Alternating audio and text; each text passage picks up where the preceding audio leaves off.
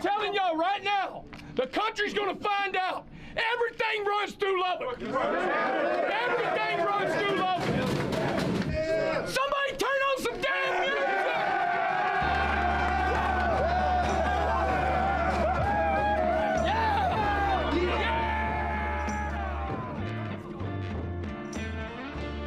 You're listening to the Gambling Gauchos.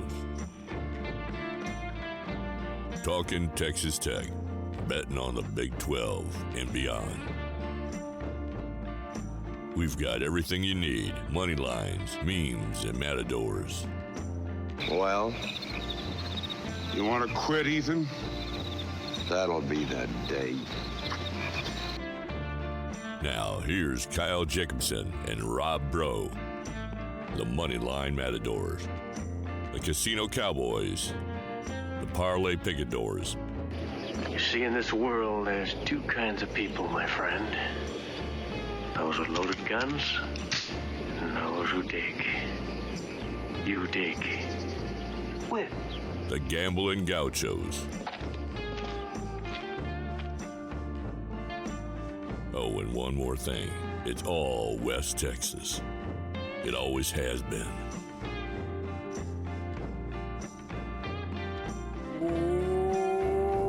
Welcome into the Gambling Gauchos. I am Rob Bro. He's Kyle Jacobson.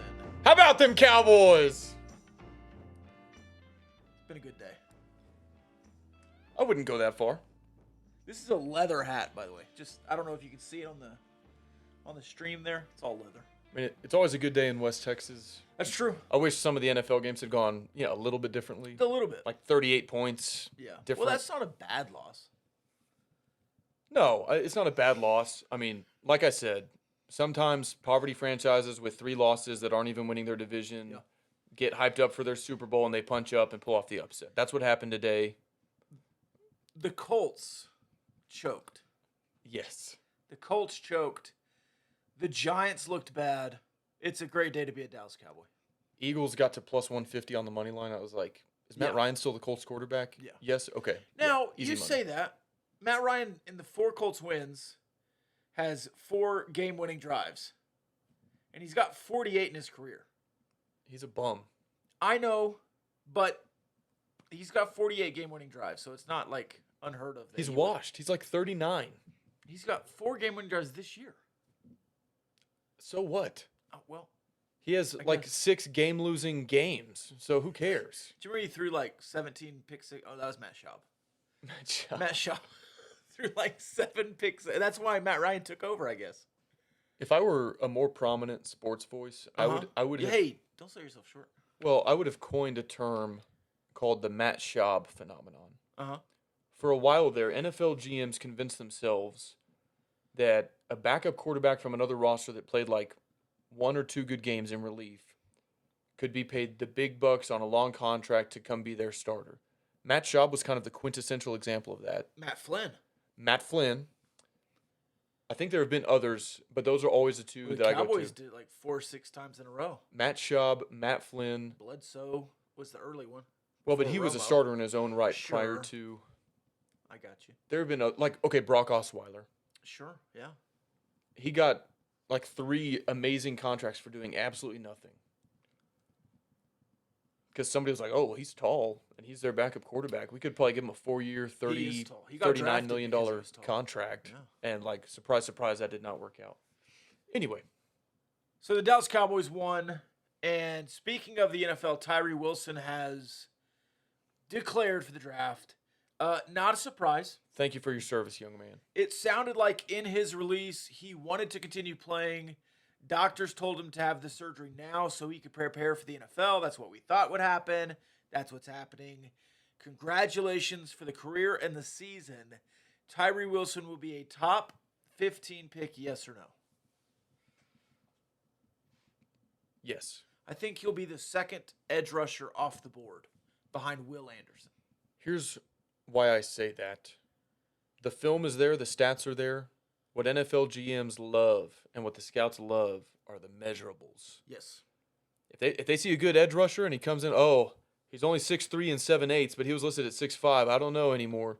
Yeah. Tyree Wilson, the 6'6", 275, isn't going anywhere. He can run 19 miles an hour. Yeah. Not going anywhere. His arms are long.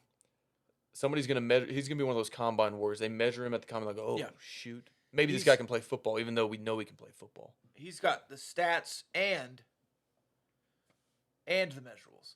The Chiefs just came out of a timeout and had to sub players in and had to take another timeout. Where are we right now, Rob? We're in the Cardinal Sports Center studio. You can gear up for the final stretch. Oklahoma's going to be a cold one if you need a Texas Tech jacket to go to the Oklahoma game. The World Cup is here if you want to wear Lubbock Matadors gear to World Cup watch parties. By the way, the Matadors watch party Monday, look at their Twitter feed if you want to see where that is. Other than that, go gear up at Cardinals. CardinalSports.com, myCardinalSports.com if you want to look online, or in Lubbock around 68th Street on Slide Road if you want to check that out in person. The holidays are right around the corner. That's true. You need a gift ID. You can get a gift card. They have all kind. They even have like some women's clothing that aren't even related to athletics. Yeah. And you need to follow them on Twitter. If you're listening to this Sunday night, if I post this tonight, I believe you can still get 20% off Under Armour gear on Cardinals' website and in person. I guess that was too late tonight, but lock that in and follow them on Twitter. My Cardinal Sports on Twitter. Because they have all kinds of deals and stuff that they tweet throughout the weeks. And I'm sure leading up to Christmas, they'll have a lot of great deals for Red Raiders and otherwise. Absolutely. And we appreciate their support of the Gambling Gauchos.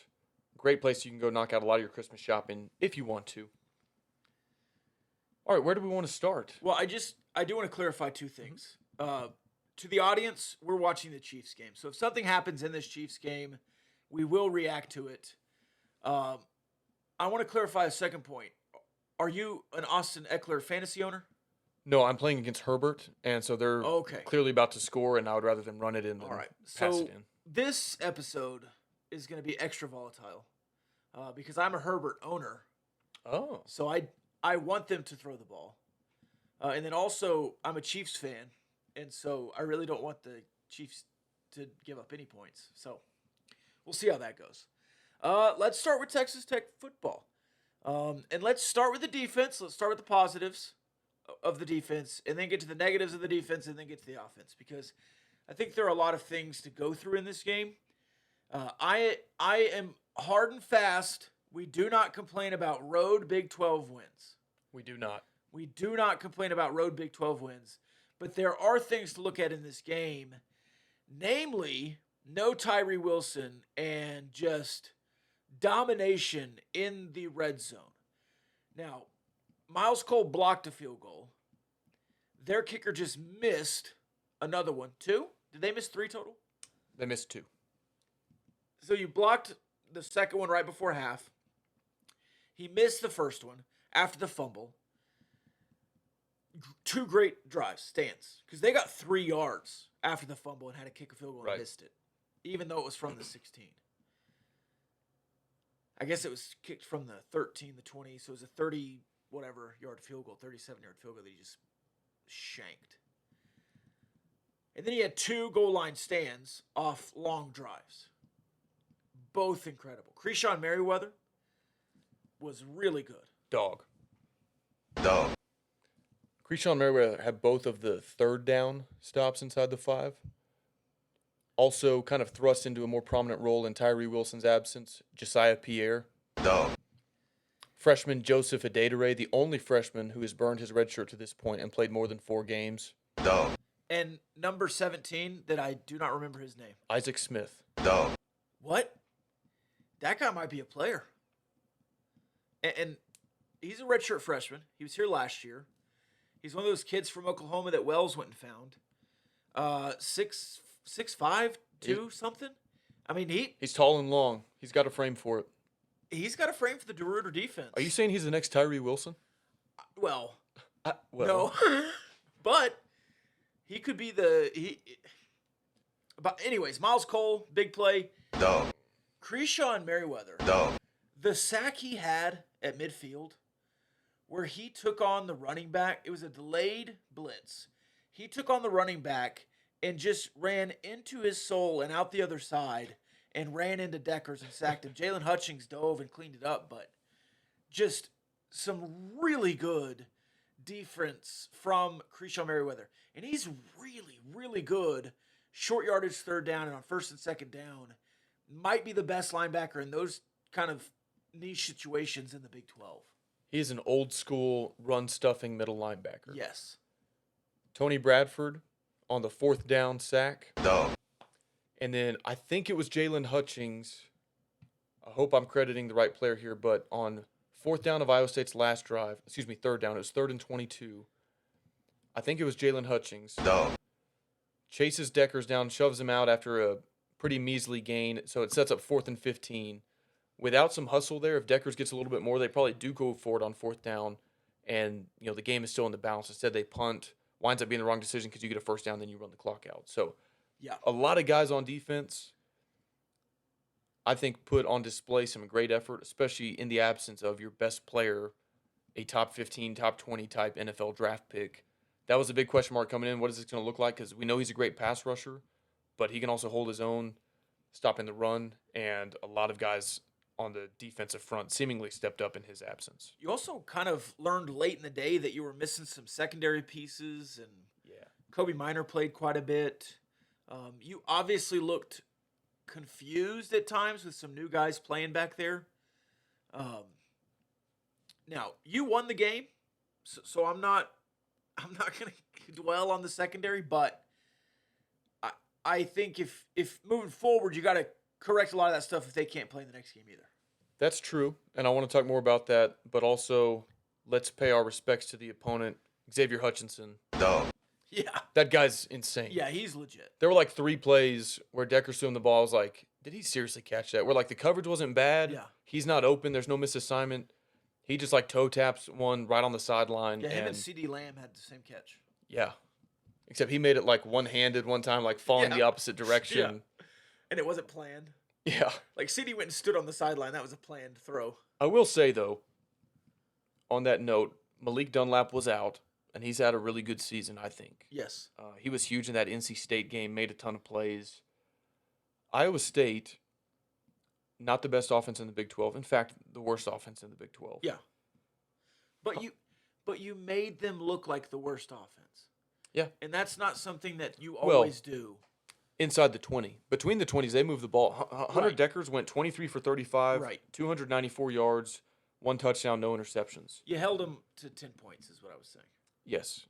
But here's what I mean, I noticed this during the game. I was like, man, the wheel routes, the flats, the sidelines are open.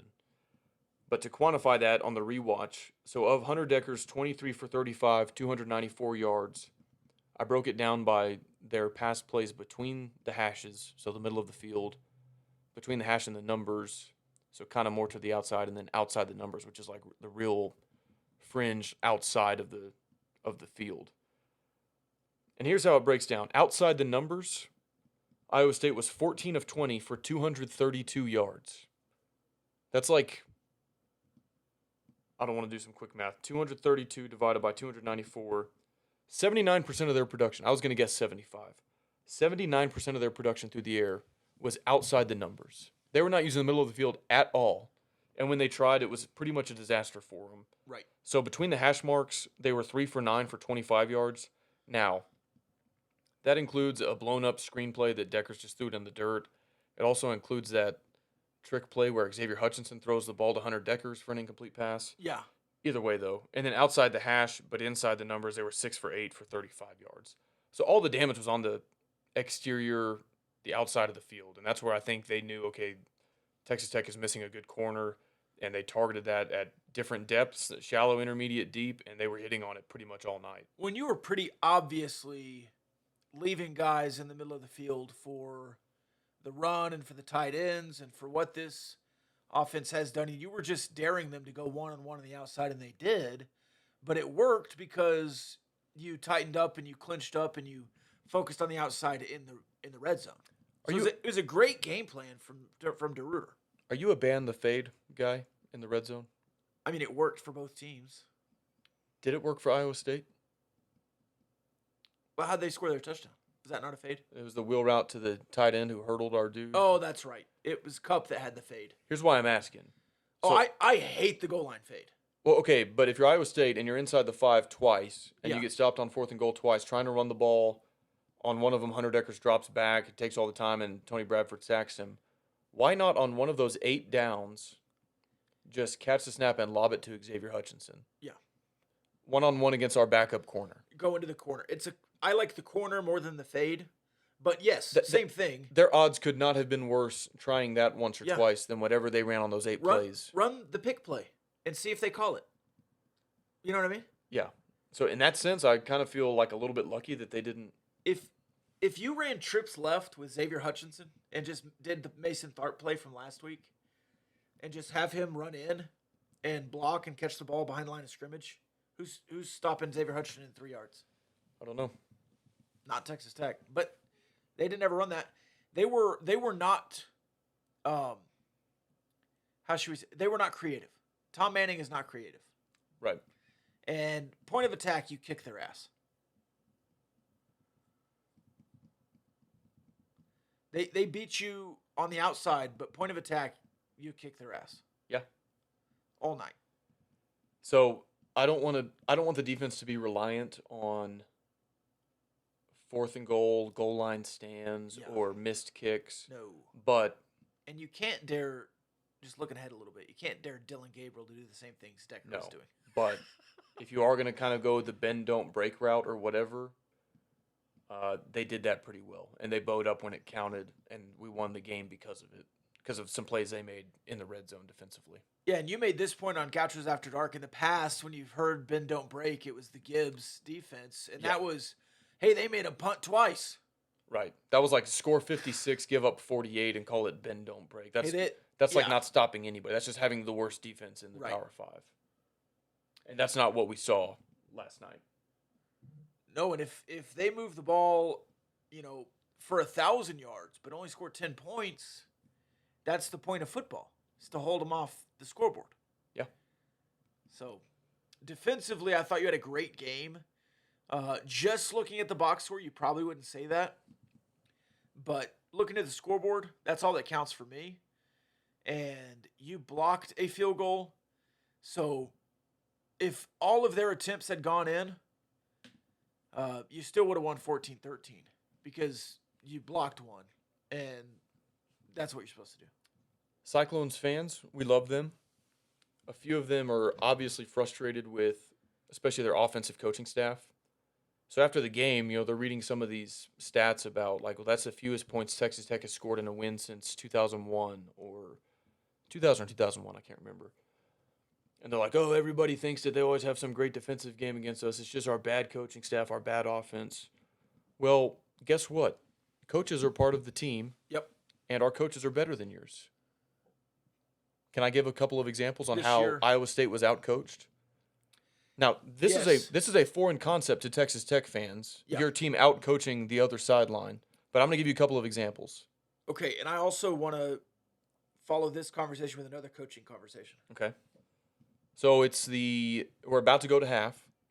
Iowa State makes a couple of great offensive plays to get into field goal range. Again, using the sideline, they get all the way down into field goal range. Yeah.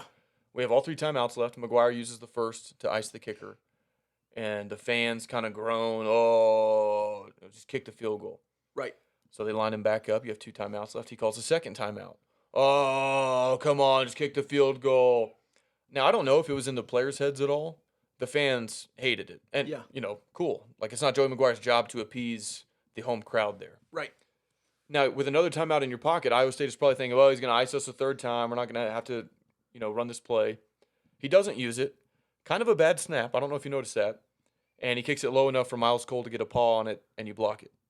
That's coaching. Now, I don't know if that strategy works 100% of the time, but to me, that looked like a successful icing of the kicker instead of taking 3 timeouts to half for no reason. Yes. Example number 2. This is in the third quarter. Iowa State, with about 15 seconds left, they have the ball, 15 seconds left on the play clock, decide they want to substitute after all, which they're allowed to do. But when they sub, they have to give Texas Tech a reasonable amount of time to substitute. So that's when the ref stands over the ball, doesn't let them snap it, and our guy does what you should do in that scenario. And you can gripe about the rule. Yeah. He moseys on off the field, and it's always the biggest defensive lineman. Yes. Moseys onto the field, and now there's 3 seconds, 2 seconds, and Iowa State burns a timeout. Now, why is that important? Because you fast forward to the fourth quarter, and Iowa State could have used another timeout or two to try and extend the game. Instead, they had no option. After we got a first down, the game was over. Yeah. Now, the converse of that, The punt too, man. That on I the know you're getting there, but on the substitutions, Texas Tech did it earlier in the game. Or I don't think they subbed, actually, and Iowa State tried to sub defensively. Shuck and Texas Tech realized there's 12 men on the field. We have a free play. Shuck throws one pretty deep, all things considered with the weather and everything, to Nehemiah Martinez. It's like a 25-yard gain. They recognize the situation. That's a scenario where we won the substitution battle on both of those plays. And in one case, you made them burn a timeout that they could have desperately used later in the game. In the other instance, you got 25 yards on a free play. Worst case scenario, you get 5 yards, you line it up again. Instead, we catch them napping and take advantage of it. So that's 3 examples where you outcoach them. And their fans can gripe and say, well, we should have won if our coaches would have just done da-da-da-da-da. But your coaches didn't, and our coaches did, and that's why we won the game. agreed. And the punt, now that is from the Iowa State 45, right? They're in plus territory. I don't remember. I know it was near midfield. They're on their side of the 50 to go score. Where did that punt finish? Is it I don't remember. inside the 10? I don't think it was. I can look real quick. Yeah, let's make sure, because I should have written this down earlier. I was thinking about it and watched it, and I was like, that just doesn't make any sense to me. So you started. This isn't correct. Where does it say you started from? It's wrong. Or where did they punt from? So they punted from the From the 44. from the 45. No, sorry, they punted for 45 yards. Miles Price returns 4 yards to the Texas Tech 15. So that means he caught it at the 11. So 45 yards from there would have been. That's 39 on your own side plus 6. So that was from their own 44 is where they punted from. Right? So, yeah. So you're at the Iowa State 44. So on the other side of the 50, and they get to the 15. Yes. So let's say you go 3 and out. Texas Tech does. And you punt it. Where do you get to? Back to where you were, the 45? With probably a minute and a half less? No, because I think McNamara would have had a slightly better punt. But, okay, let's say Iowa State gets it at their Or own you can punt 40. from the end zone. Why would we be in the end zone, though? Because if you get it from the 15, he's punting from the goal line at least, or from the 5. Okay, if we get 0 yards on the 3 and out? Yeah. Even then, I I think think best hope possible for Matt Campbell. I think McNamara still had some good punts last night, though. I don't know. Either way, Iowa State gets the ball back at their own 40, their own 45 with 30 seconds, best case scenario. Yeah. So why not? I get it, but why also not try for a penalty and just throw it up to because you've made those plays all night. Throw it to Hutchinson over there. if they were going to punt on the anyway, sideline. they should have lined up with their offense, done a hard count, Yes. and if it doesn't work, you take the delay of game because Yep. the clock was stopped Yeah. because Deckers ran out of bounds on 3rd down. You take the 5-yard penalty, you still punt it. Like you're not losing critical field position there. In today's game, it is more likely to get a pass interference call than to have a perfect punt. Yeah. And I understand with the weather and Miles Price is returning the punts. He's already got a fumble today. Miles Price catch at the inside the 5, 38 yards. No. I did not think he was going to catch that. That had to be. The ball gets so slippery when it's that cold. Yeah.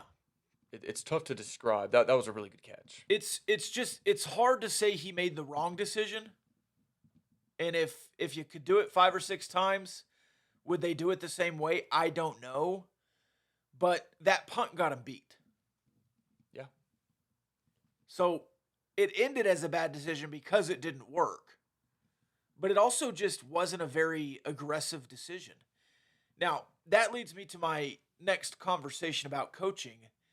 Is Matt Campbell a good coach, or did he just have the best players in Iowa State history 5 years in a row to go 7-5 a couple of times.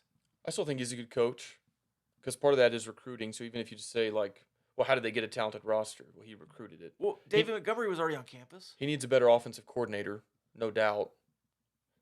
But I mean, the shine has worn off a little bit, but I still think he's a really good coach. They've never had a good offensive line.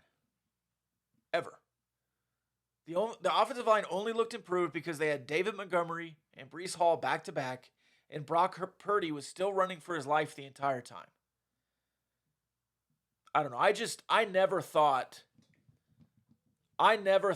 that Iowa State was good, and so I'm kind of just what do you call it when you're bias confirmation? I'm doing a little Confirmation bias? I'm doing a little confirmation bias here. But I don't see Iowa State going into the new Big 12 on a strong footing if Matt Campbell and Tom Manning and John Heacock are doing the same thing. They'll always have a good defense, but another point that was made last night from the real TJ Otzelberger, who is a Twitter follow that joins the Gauchos After Dark several times, an Iowa State fan. Something that I had not thought of or didn't think of because Iowa State's not my team, and I don't think it's a problem for Texas Tech, because Texas Tech has the Matador Club and Texas Tech has paychecks going to the football team. But two of Iowa State's best players left in the transfer portal for NIL deals.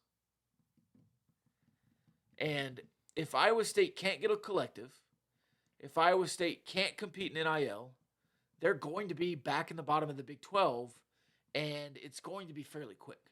They also recruit in the state of Ohio a lot. Yeah. And they're, what, the seventh best option? With Cincinnati's going to murder them. With Cincinnati coming in, if you're a prospect in the state of Ohio, and let's say you're not a Big Ten prospect, like Ohio State, Michigan aren't calling, are you going to go to Cincinnati or Iowa State? Yeah, the Cincinnati. I mean, that's fairly easy. And look, we love our Iowa State friends. Yeah, no, but it's a fair question to say what's their next move, what is their trajectory? Because since 2020, it's trended down. They had a lot of hype going into 2021. They underwhelmed. They still had a solid season, but not the season they were hoping to have. And this year, they're pretty arguably the worst team in the conference, despite having the best defense in the conference. Right. They're 2016 Texas Tech, just the exact opposite. And you can talk all you want about one-possession games, but if you're in a bunch of one-possession games, it means you're not beating anybody. It means you're never pulling away, and it means that your coaching decisions are keeping games close. So, yeah. If the objective is to cover the spread and not get blown out, then their style of play is pretty solid. But at the end of the day, and Chris Williams, our guest, he alluded to that, and he was sincerely like, hey, I remember the days where we were losing to Baylor 70-10, and at least this isn't that. And there is something to be said for that. But also at the end of the day, they're 1-7 in Big 12 play.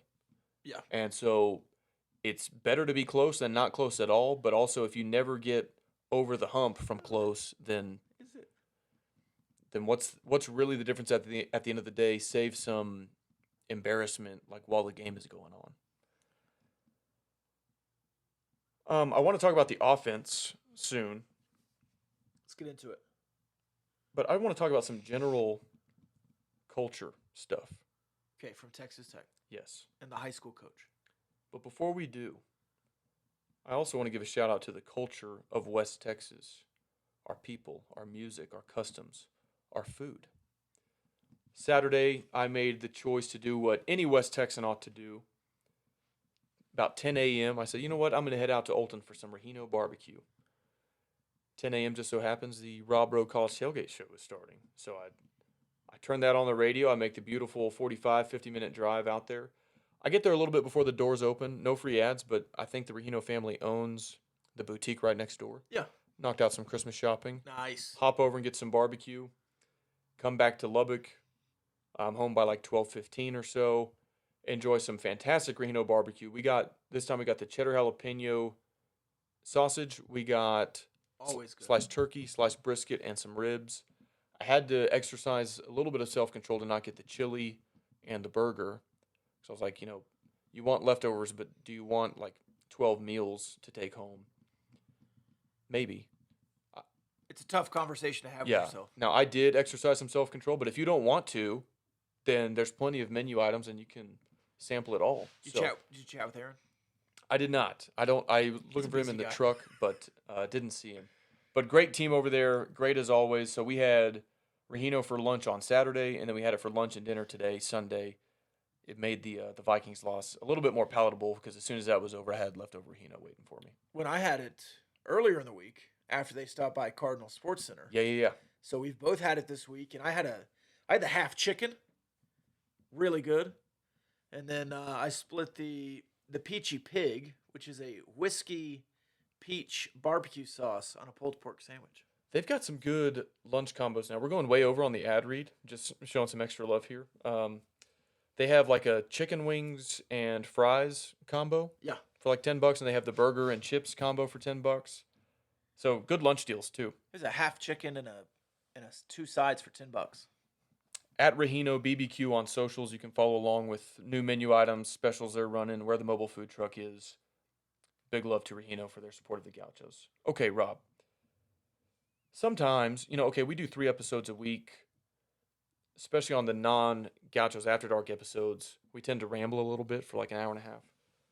So sometimes you say the same thing multiple times over the weeks, months.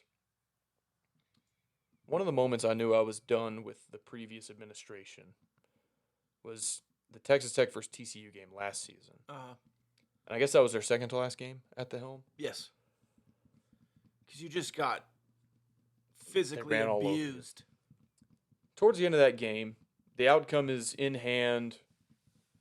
Henry Columbia gets sacked, and after getting sacked, the TCU defender kind of gives him the business. I don't remember what it was, if it was like a knee to the helmet, if he kind of shoved him a little bit. Yeah. And the offensive Kind line of stomp. just stands there. They kind of like gesture to the ref like, hey, are you going to do something? And I'm watching, I'm like, are you guys going to do something? That's your quarterback. He's on the ground. The other team is roughing him up after the play. Are y'all going to do anything about it? Nothing. And so I've mentioned that instance on the podcast before. To me, it showed me that they're soft. They're not tough. They don't have that dog in them. And it was pathetic. They're not close teammates. And I'm not for retaliating and getting a 15-yard penalty when it's going to screw over your team. But when you're down 20 and it's the fourth quarter, why not? Like, at least show some kind of fight in you. Anyway, I forgot to mention this last week, but the Kansas game, I think it was a quarterback run. We were going in, and we were in the red zone. Shuck runs it. He gets tackled. He's trying to get up off the ground, and it wasn't, like, super malicious or anything. But a Kansas defender kind of, like, knocks him back on the ground as he's trying to get up. Yeah. And this time, 1 or 2 offensive line go over and like almost start a little scuffle. They at least cared that the other team was giving their quarterback shit, and they acted like they gave a damn. And I like to see that. And then this game, something similar happens. I think it was actually on a Taj Brooks stuffed run, kind of like a late, they're blowing the whistle because forward progress is stopped, and there's like some shoving after that. And I think it was it was Western Wright. Again, acted pissed off that somebody was doing that to his teammate, shoves the Iowa State player well after the whistle. He should have been flagged for it, probably. The Iowa State guy kind of flops a little bit. But I was like, okay, our offensive line, they care when the other team is giving their teammates, their quarterback, their running back, giving them the business after the whistle, and at least acting like they have some fight in them. Do you know why that is? Because Stephen Hamby's their coach. Dog. I love to see that. Yes. And that's not an X's and O's thing. It's not an execution thing. Like I said, on that play versus Iowa State, the offensive line probably got their ass kicked because he lost 4 yards. Right. But they at least had some fight in them and seemed to care what was going on around them. And that was not the case just last year. So, again, I'm not for getting stupid penalties that hurt your team. But I like to see that they've got some fight in them. I like that Hamby has instilled that in them. And between the whistles, X's and O's, execution, they've gotten better as a position group as the season has gone on, unquestionably. I will say he has started to instill that in them. I want that to keep growing. Yeah. But fair. I do think from the Houston game to the last 3 weeks, even in the loss to Baylor, you're night and day. You are night and day. Caleb Rogers is night and day. We gave him a lot of crap early. He's played really well in the last 2 weeks. He got beat once on Saturday night by a guy who's going to cash checks in the NFL Yes. for years to come. Yeah, one of the all-time sack leaders in the Big 12 got a sack. The all-time sack leader. Yeah, like okay, And we'll take that one. Who did he pass? Aaron Hunt. That's right. So so speaking of the offensive line improving, the whole run the damn ball thing. Do you know why I wasn't preaching that earlier in the season? Because you couldn't, because the offensive line was bad. I wanted to say like, well, hey, Donovan is struggling. Why not run the ball? Oh, let me check the yards per carry, 2.5. Okay, that's not going to work either. Right. But then in some of those games where you started to get 5 yards per carry and you weren't running it very much, I was like, okay, we can do this now. We can start to move bodies. And what are you looking at over there, Rob? Is Tony Pollard the best running back in the NFL? He's the best running back on your roster. You have to use 2 running backs. I understand the play more Pollard guys, but you have to play both running backs. Like, why are they showing the first play of the game at the very? Oh, they're doing showing all offense the first and then sacks. defense first. Oh, this is gonna take a while. Career high for Kirk Cousins. Anyways, Anyway, yeah, I think the offensive line, and that is a good point because we have talked about that in the last 2 weeks that the offensive line looks better, and I said that during the West Virginia game when they were dominating the West Virginia defensive line. I said, what a novel idea. Play bad defenses, look better. But now that you've done it for a stretch and you did it against a great defense in Iowa State, that makes me feel better about the offensive line. That makes me feel better about the returning talent. Year 3 or 4, whatever Caleb Rogers is going into, you feel better about that. You feel better about Monroe Mills, Weston Wright if he returns. So all of a sudden, as a weak point, maybe this year and moving forward, you're kind of saying, all right, well, maybe you will be better in year 2, even against good defensive lines. yeah, and to some extent, if they're not the strength of your team, you just need them to be serviceable. Like the problem in the Houston game wasn't that our offensive line wasn't dominating their defensive line. It was that like Donovan's running for his life, getting strip sacked. Yeah. It's like we just need you to be average, and we could probably move the ball a little bit better. So I think they've improved a ton as a position group. They deserve credit for it. They deserve the criticism earlier in the year, and if we're going to do that, like you're saying, it's fair to also acknowledge when they start to turn it around. And so that's been really good to see. A couple more notes on the offense. There has been for several weeks now a lot of hand-wringing about the quarterback run game. Yes. And fans on Twitter are like, why are you running with the quarterbacks? Just hand the ball off to your running backs. And I do agree with that sentiment. Yeah, we also said it, and we said it last week for sure. But I was not saying it this week because in the final minute, just get a first down. I don't care how. And last week, it was like, why are you running the quarterback? Oh, it's working. All right, well, fine. I mean, as long as it's working, you can't complain, right? Well, no, you can, because people do. People do. I feel like people have a tendency to just look at the box score and go, oh, the quarterback had 14 carries and your running backs only had 10. Well, let's look at those 14 carries, shall we? 6 of them were called pass plays where nothing was there, and Chuck tucked it and ran. On his 6 scrambles, he got 35 yards. That's basically, 5.9, 5.8 a pop. That's good. A Twitter follower pointed out that 15 of those 36 were on 3rd and 22, and it didn't even matter. Well, actually, 15 yards of field position, especially in a game like that, matters a great deal. Yeah. You're not going to convert on 3rd and 22 anyway. You might as well help your punter flip the field. That probably decreased Iowa State's odds of scoring on their next drive by about 15%, because that's a good rule of thumb. Well, and I don't know when it was, but let's just say that was one of the drives that they got goal line stuffed on. Yeah. Otherwise, you end up in the end zone, huh? Yeah. I don't know if that's exactly when it was, but. Okay, and so let's take that one out. And he goes 5 for 20. Is 4 yards per carry on a broken play that bad? No. It's better than a sack, which you were taking early in the year. It's a decent handoff. Yes.